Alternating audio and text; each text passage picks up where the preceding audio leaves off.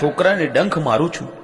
વાણિયો તારી પાસે વીછીનું ઝેર ઉતારવા આવશે, ત્યારે તું તેને લીમડાનો ચાળો નાખી ઝેર ઉતારજે. પછી વાણિયો મેલડીના દિવેલના 5 રૂપિયા આપશે. અને જે રીતે માં મેલડીએ કહ્યું તું એ જ રીતે બન્યું. દલી રબારણને 5 રૂપિયા મળી ગયા. બીજે દિવસે સવારે ગામમાં વણઝારાની કોઠો નીકળી.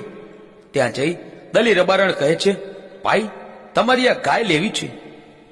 ત્યાં વણઝારો કહે કે બેન, આ ગાય તો ક્યારેય વિયાતી નથી, તો આ ગાયનું શું કરશો?